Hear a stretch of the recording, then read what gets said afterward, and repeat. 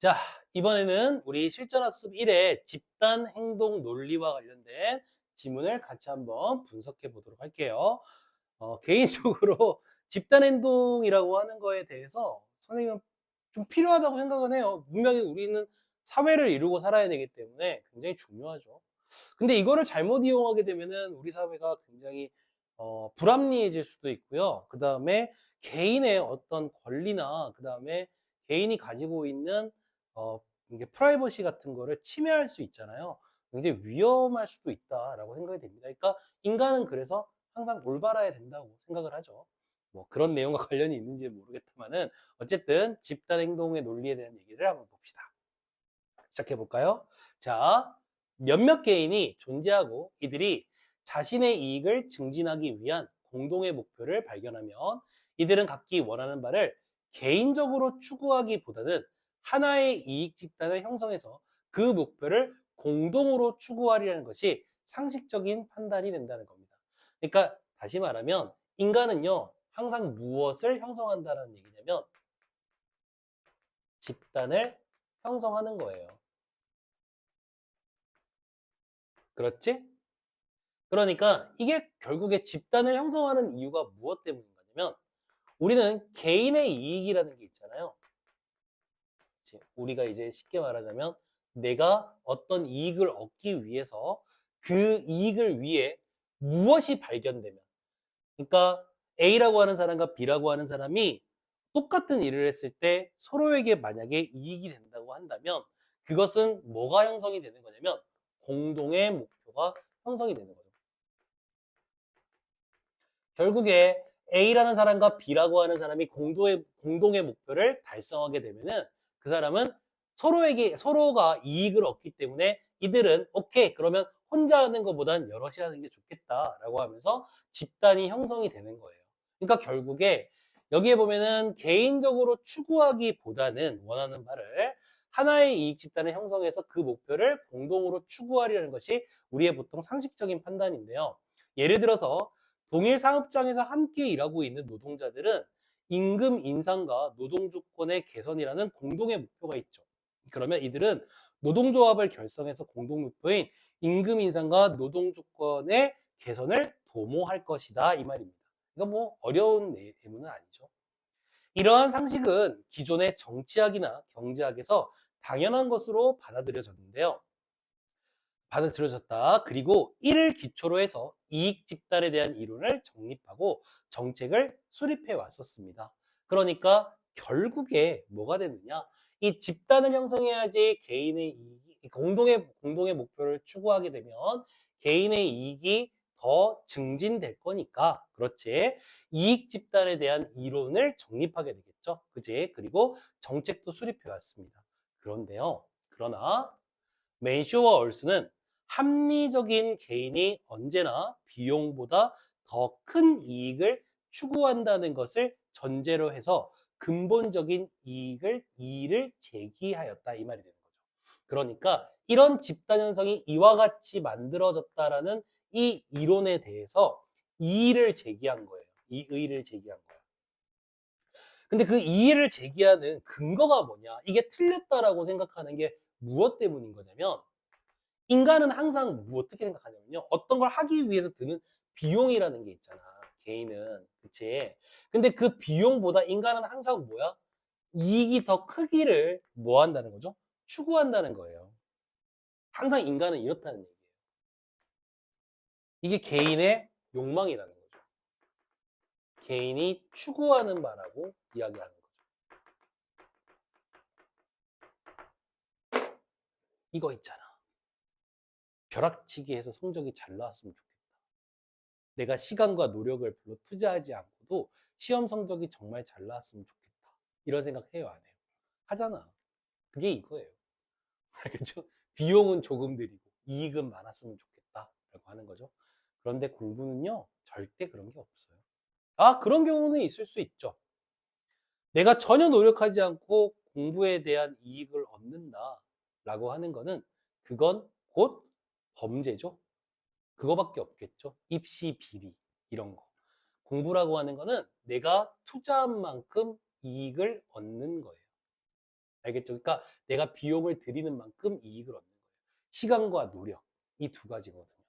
그렇죠? 근데 그 시간과 노력을 조금 줄여주는 것도 있기는 있어요. 근데 그 차이는 굉장히 미세하다고 봐요, 선생님은. 알겠죠? 그러니까, 그러니까 선생님이 뭐, 뭐 나이가 많은 건 아닌데 그래도 살면서 그런 것 같아요. 그러니까 노력한 만큼의 어떤 효과가 나오는 것. 그죠? 우리는 100이라고 하는 노력을 했을 때 100이라는 효과가 나올 걸 기대하고 하잖아요, 사실은. 물론 그것보다 더 많이 150, 200까지도 나왔으면 좋겠다라고 생각은 하지만 실제로 살면서 그런 것 같아요. 살면서 내가 100의 노력을 했을 때 사실 100만큼의 이익을 얻은 적은 별로 없는 것 같아요. 솔직하게 말씀드리면. 근데 공부는 아닌 것 같아요. 공부는 정말 내가 딱 한 만큼만 나와요. 진짜로. 진짜로. 한 만큼만 나와요. 천부적으로 뛰어난 애들도 있죠. 진짜 솔직히 말하면. 공부에 선부적으로 뛰어난 친구들도 있고요. 물론 공부가 아닌 다른 곳에 재능이 뛰어난 친구들도 분명히 있습니다. 이거는 뭐 우리가 선천적으로 타고나는 것 어느 정도 믿는 사람이기 때문에 그건 뭐 당연하다고 생각을 하는데 그래도 공부만큼은 내가 어느 정도 노력하면 어느 정도의 결과가 나온다고 생각을 하는 거죠. 근데 이런 학생들이 있어요. 선생님, 전 노력한 만큼 진짜 결과가 안 나오는 것 같아요. 그건 방법론의 문제일 수도 있죠. 그죠? 그러면 자기가 어떻게, 어떤 식으로 노력을 했는지에 대해서 반성과 성찰이 좀 들어가 보면, 그러면 분명히 다시 좋은 결과가 나오는 겁니다. 그걸 잘 모를 때 선생님 같은 전문가들, 그러니까 공부를 좀 유도하는 각 과목별 전문가들에게 의뢰를 해서 자기의 상황을 좀 얘기를 하고, 그 사람 도움을 좀 요청하면, 그러면 훨씬 더 좋겠죠. 그죠? 사설이 너무 길었네요. 어쨌든, 인간은 개인이 추구하는 바가 어떠냐면 비용보다는 이익이 더 많았으면 좋겠다라고 생각을 하는 거죠. 그걸로 인해서 집단 현성이 공동의 목표로 개인의 이익을 추구하는 거에 대한 이의를 제기합니다. 자, 어떤 내용일까요? 공동의 목표 달성이 이익 집단 구성원의 이익을 증진해주는 상황에서 개인이 합리적으로 행동한다고 가정할 때 이익 집단이 자동으로 형성되고 개별 구성원들이 항상 공동 목표를 추구하여 행동한다는 뭐가 없다는 겁니까? 보장이 없다는 겁니다. 그러니까 이 올슨이라고 하는 사람이 우리에게 제기하고 있는 얘기는 뭐냐면요.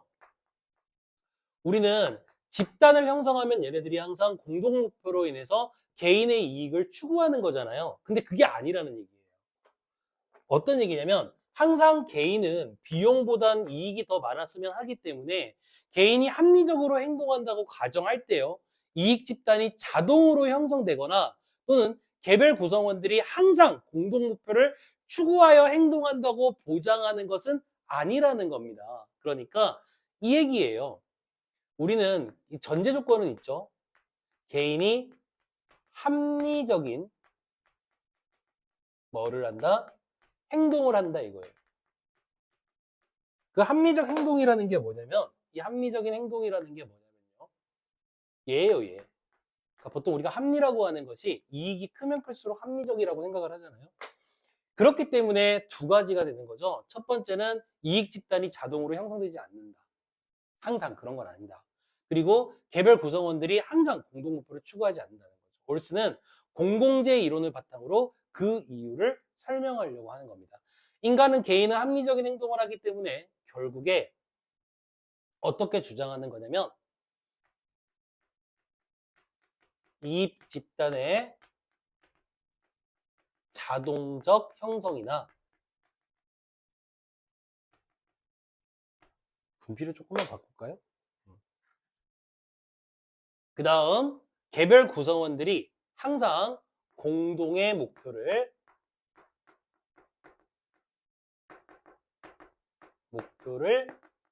추구하지는 항상 일어나는 일은 아니다 이거죠. 이게 안 일어난다는 얘기가 아니고요. 이 두 가지가 항상 일어나지 않는다. 일어나는 것은 아니다 이 말이 되는 거죠. 그러니까 이러한 의견에 대해서 이제부터 이야기를 할 거예요. 그렇죠? 그러니까 이거는 올슨이 가지고 있는 뭐기 때문에 주장이기 때문에 여기에 대해서 뭘 해야 돼요? 이유를 설명해야 되잖아. 그죠? 그 이유를 설명하는 과정. 그 이유를 설명하는 것이 무엇을 가지고 설명하려고 하는 거냐면 바로 공공재 이론을 가지고 설명을 할 거다 이 말이에요. 읽어볼까요? 우리가 시장에서 구매하는 모든 재화는 사유재이다. 사유재는 소비 과정에서 경합성과 배제성이 발생합니다. 사유재라고 하는 건 내 거예요. 그죠? 구매하는 모든 재화는 개인의 사유가 되는 겁니다. 그리고 그 사유는 소비 과정에서 경합성과 배제성을 갖는데요. 경합성이란 한 사람이 더 많이 소비하면 다른 사람의 소비가 줄어드는 것이고요. 배제성이란 대가를 지불하지 않는 사람을 사용에 제외하는 것을 말하는 거죠. 뭐 어려운 말 아니잖아. 공공재 이론의 핵심은 뭐냐면요. 우리가 재화라고 하는 건 사유재인데 시장에서의 재화는 항상 뭐가 되죠? 사유재예요. 그렇지? 근데 이 사유재에는 두 가지 특징이 있는데 첫 번째는 경합성이라는 게 있다는 겁니다. 한 사람이 많이 쓰면 다른 사람 못 써요. 그리고 배제성. 대가를 지불하지 않으면 제외가 되는 거예요. 그걸 누릴 수가 없다는 거죠. 말을 어렵게 해. 쉽게 하자. 과자를 내가 사면 다른 사람 못 먹어요. 그 말이야. 그게 경합성. 그치? 그 다음에 돈 안 내고 물건을 살 수는 없잖아요. 그게 뭐예요? 배제성. 예를 들어 볼까요? 일정량의 빵이 있을 때 A라는 사람이 그 빵의 일부를 소비하면 그만큼 B가 소비할 수 있는 것은 감소하고 이게 뭐예요? 경합성. 빵을 살 수 있는 돈이 없는 사람은 그 빵을 소비할 수 있다. 이게 뭐예요? 이게 배제성. 여기까지가 경합성이고 여기까지가 배제성이죠. 그러나 도로, 공원, 치안, 환경과 같이 공공기관에서 제공하는 뭐가 있죠? 공공재. 재화는 그런데 사유재는 그런데요. 개인이 소유하는 사유재는 그런데 이게 또 뭘로 바뀌면 조금 얘기가 달라지냐면 바로 공공재. 사유재와 다른 공공재. 얘는 뭐냐? 얘는 시장에서 나타나는 재화들이죠. 얘는 공공기관에서 나타나는 재화예요. 기관에서 제공되는 그러한 재화들이죠. 그쵸? 근데 이 공공재의 핵심적인 특징은 뭐냐면 비용의 지불 여부와 관계없이 모두에게 소비할 수 있는 기회가 준다는 거죠. 다시 말하면 공공재에는 뭐가 없다? 배제성이 없다는 거예요. 알겠죠? 지금 이 사람이 얘기하는 이 부분 있잖아요. 그러니까 비용의 지불 여부와 관계없이 모두에게 기회가 주어진다는 건 이 공공재에는 뭐가 없다? 배제성이 없다는 거죠. 대가를 지불하지 않고도 누구나 이용할 수 있는 거죠. 따라서 공공재는 소비 과정에서 경합성과 배제성이 적용되지 않습니다. 마찬가지네요. 그죠? 뭐 내가 많이 쓴다고 다른 사람이 못 쓰는 게 아니기 때문에 여기에는 뭐도 없다라는 겁니까? 경합성도 없다라는 얘기가 되는 거예요. 그렇죠. 그러나 이 때문에 사유재와 달리 공공재에서는 무임승차 문제가 발생하게 된다는 거죠.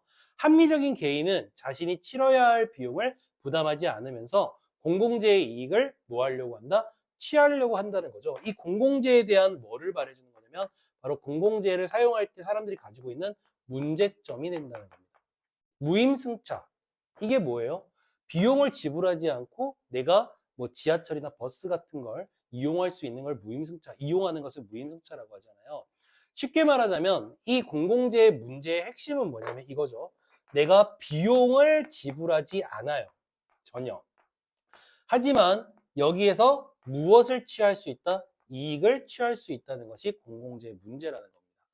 자, 올스는 이러한 집단, 이익 집단의 형성을 촉진하는 공동의 목표가 무엇이든 그 구성원이 갖게 되는 혜택은 공공재의 성격을 띠는 것으로 보았다는 겁니다. 결국에 앞에서 얘기했던 이 부분이 좀 중요한데 우리가 이 공동의 목표라고 하는 거 있잖아요. 이 공동의 목표라고 하는 것은 사람들이 마치 무엇처럼 사용한다는 얘기냐면 공공재처럼 사용한다는 얘기예요. 예를 들어 볼까요? 어느 특정 산업의 노동조합이 집단행동을 통하여 임금 인상이라는 결과를 받아내면 그 사업에 종사하는 노동자는 모두 똑같이 심지어 이 사람들이죠. 조합원이 아닌 사람도 임금 인상의 혜택을 누릴 수가 있다는 겁니다. 그러니까 우리가 보통 노동조합에 가입을 해서 활동을 하고 싸우는 거잖아요. 그죠? 그게 바로 비용이에요. 내 시간과 노력을 투자한 거죠. 그러면 그때 임금 인상이라는 이익을 얻을 수 있어야 되는데 문제는 이 공공재처럼 이걸 이용하는 사람들이 있다는 얘기입니다. 그러니까 나는 노동조합에 가입하지 않아. 가만히 있었어. 아무것도 안 했어요. 시간과 비용을 투자하지 않았어요. 그 사람들이 싸울 때 난 놀았어요. 그래도 이 사람은 그들이 만들어낸 공동의 목표인 이익을 취할 수 있다는 얘기가 되는 거죠. 뭔가 되게 벨이 꼴려요. 그죠? 나는 진짜 열심히 했는데 나는 해서 만들어냈는데 넌 뭐 했냐? 이렇게 얘기할 수 있는 거잖아요. 그죠? 이게 문제라는 거예요.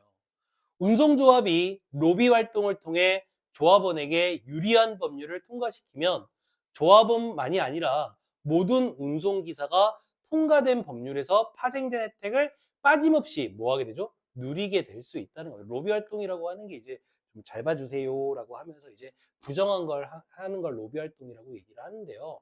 뭐 부정한 거라고만 얘기할 수는 없겠지만 어쨌든 노동원에게 이렇게 유리한 법률을 통과시켜 버리면 조합원뿐만 아니라 모든 운송기사가 다 혜택을 받게 되는 거잖아요. 똑같은 얘기예요. 이러한 상황에서 집단 구성원들은 무임승차하는 것이 가장 합리적인 선택이라고 생각을 한다는 거죠. 그러니까 이런 거야, 얘들아. 내가 굳이 문제가 뭐냐? 나 비용 들이지 않을 거야. 곧 뭐 한다? 비용을 들이지 않고 이익을 취하는 걸 뭐라고 한다고요? 무임승차라고.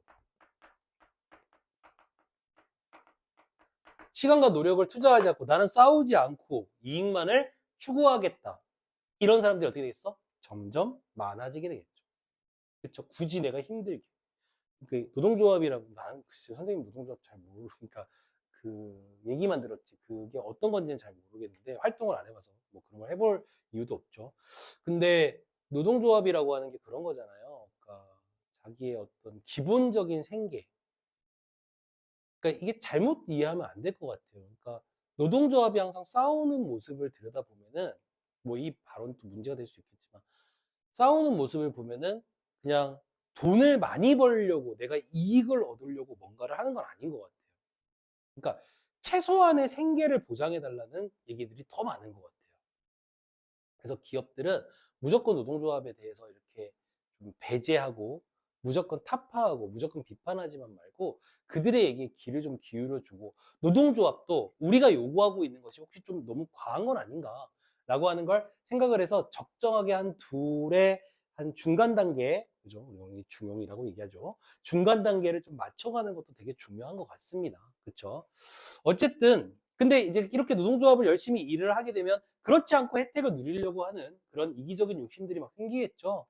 파업이라는 집단 행동에 참여한 노동자는 해고나 무임금 등의 비용을 뭐예요? 부담하게 될 수 있어요. 그렇죠? 노동조합한테 파업한다 그러면 너 파업했으니까 이제 우리 회사에서 더 이상 일하지 마세요라고 하는 해고나 그 다음에 너는 일을 안 했으니까 임금을 줄 수 없습니다라고 하는 무임금과 같은 비용, 그러니까 희생이 필요한 거죠. 따라서 이를 회피하고자 하는 노동자는 다시 말하면 내가 해고나 무임금의 위험에 빠지고 싶지 않은 사람들이라면 집단행동의 결과를 기다리며 무임승차를 하게 된다는 거죠. 나는 계속 일을 하면서 노동조합이 어떻게 만들어낸 이익을 내가 누리겠다라고 생각을 하는 거죠. 그게 바로 무임승차가 되는 겁니다. 자, 그렇다면 이게 문제잖아요. 항상 사회지문은 문제에 대한 뭐가 필요하다? 해결책이 필요한데요. 그렇다면 무임승차 문제를 최소화하고 집단행동이 성공적으로 실현되기 위해서는 어떻게 해야 될까라고 하는 겁니다. 자, 그러면 무임승차 문제를 이제는 어떻게 해보자? 해결해 보자는 겁니다. 앞에서 얘기했던 무임승차와 관련된 것을 자, 어떻게 하면 우리는 해결할 수 있을까요? 자, 그 말이 되는 거죠. 먼저 올스는 이와 관련된 일련의 답을 제시해서 첫째 이렇게 이제 구성을 가지고 갑니다. 첫째 우리가 해야 될 일이죠. 집단 규모를 조절하여 무임승차가 합리적인 선택이 되는 것을 막아야 된다는 겁니다. 그러니까 해결책의 첫 번째 방법은요. 자, 집단의 규모를 조절하는 겁니다.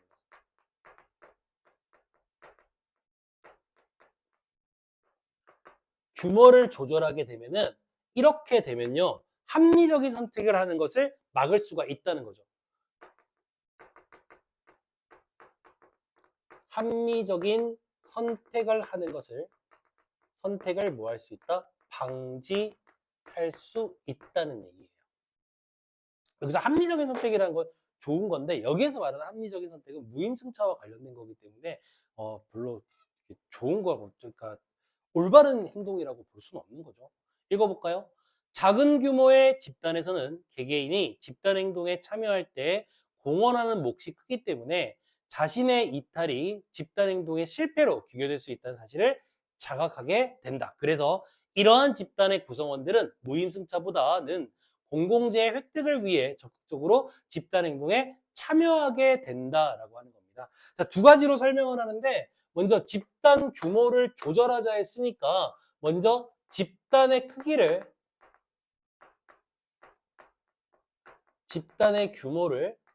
줄여주면은 어떤 현상이 나타나느냐라고 하면 한마디로 말하면 내가 만약에 집단 행동을 하지 않으면 그쵸? 자신의 이탈이 집단 행동 공동의 목표에 실패가 될 수 있다는 거죠. 달성에. 그렇죠? 집단이 작으니까. 그러니까 해야 될 일들이 딱 정해져 있잖아요. 그러니까 우리가 보통 나중에 여러분들이 이제 대학을 가시게 되면은 저걸 하잖아요. 그거 뭐지? 이제 말이 생각이 안 나는데 조별 과제를 하잖아요. 근데 조별 과제를 형성하는 친구들이 뭐 5명, 6명 정도 되는데 그 중에 규모가 작잖아요. 그 중에 딱 한 명이 만약에 이 사람 자료조사를 하기로 했는데 그 자료조사를 안 했어요. 그러면 결국에 그 발표가 완벽하게 이루어질 수 없잖아요. 그죠? 그런 집단 규모가 작으면 개인의 책임감이 굉장히 높아지고 그것은 곧 내가 만약에 그 책임을 다하지 않게 된다면 규모가 작을 때 내가 만약에 무임승차 행동을 하는 개인이 있다면 무임승차를 하게 되면 결국에 공동의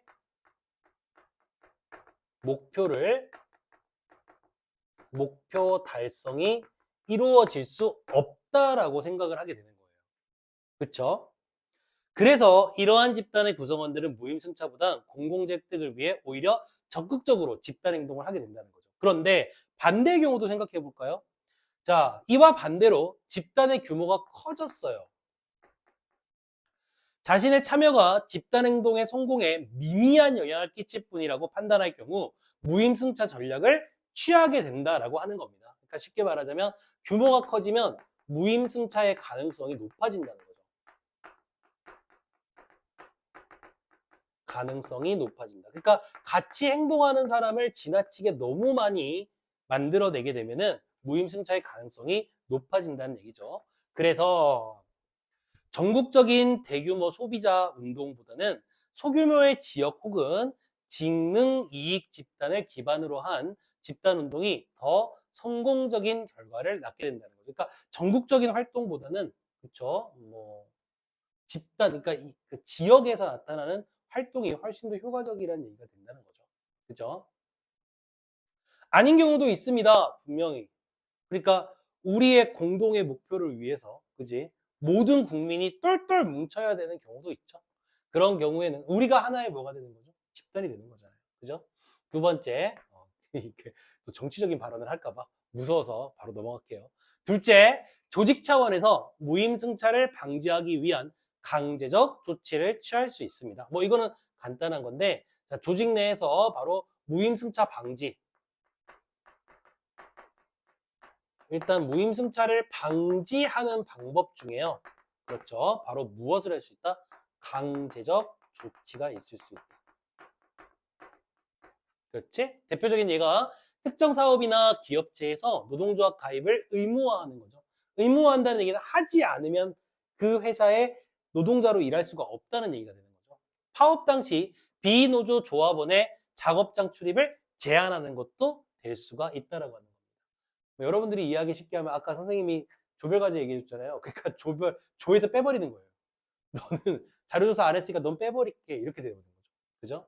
그러면 할 수밖에 없겠죠. 셋째는 조직은 선택적 유인책을 통하여 더 많은 구성원이 집단 행동에 참여하도록 할 수 있다는 겁니다. 이번엔 어떤 방법을 사용하게 되는 거냐면 선택적인 유인책을 사용하는 거예요.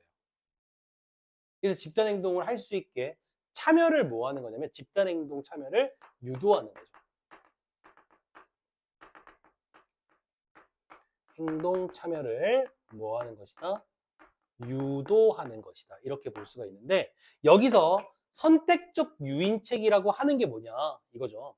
집단 행동에 참여한 사람에게 조합원으로서의 혜택 등 집단 자체에서 별도의 이익을 제공하는 겁니다. 아, 그래요. 그러니까 집단 행동을 하면 그때 조직 내에서 별도의 이익을 주는 거죠.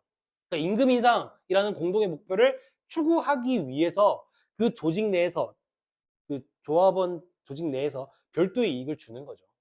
알겠지? 그러니까 여기서는 간단하게 얘기하자면 선택적 유인책이라고 하는 것은 별도의 이익을 통해서 그 행동을 하게 만드는 거죠. 다음 볼까요? 이럴 경우 구성원들은 집단 행동의 결과로부터 얻게 되는 이익에 차등이 생기며 이 차등적 이익에 대한 가치 판단은 합리적 개인이 무임승차 여부를 결정하는데 중요한 변수가 된다는 겁니다. 내가 하지 않을 때 이익도 있겠지만 내가 이 행동을 했을 때 얻을 수 있는 이익이 있네? 오케이, 좋아. 그럼 나는 할래. 라면서 참여를 유도하게 됩니다. 따라서 적절하게 고안된 선택적 유인책은 합리적 개인의 무임승차를 막는데 효과적으로 작동할 수 있다는 얘기입니다. 네 번째 문단 마지막 문단 가볼까요? 자, 올순에 따르면 집단의 구성원이 많아질수록 개인에게 돌아오는 이익의 비율은 어떻게 됩니까? 줄어들고 감시와 처벌의 비용은 뭐하게 돼? 증가하게 됩니다. 그리고 이러한 집단 행동의 비용은 그 집단으로 인한 이익이 가장 큰 혹은 크다고 생각하는 개인이 먼저 부담하기 마련입니다. 이것은 봉사활동을 위한 집단에서도 마찬가지라고 할 수 있는데요. 봉사활동을 통해 얻은 심리적 위안이나 안정, 동료들의 인정 등을 이익으로 볼 때 이에 대해 가장 크게 느끼는 사람이 결국 봉사활동을 할 집단을 조직하고 뭐 하게 된다? 유지하게 된다는 거죠. 그러니까 뭐 동일한 이익도요. 사람의 상대적으로 누군가는 굉장히 크게 느껴지는 게 있잖아요. 뭐 돈으로 따지면 같은 100만 원이라고 하더라도 어떤 사람들한테 굉장히 큰 100만 원이 될 수가 있고 어떤 사람은 조금 가치가 떨어지는 100만 원이 될 수가 있는 거잖아요.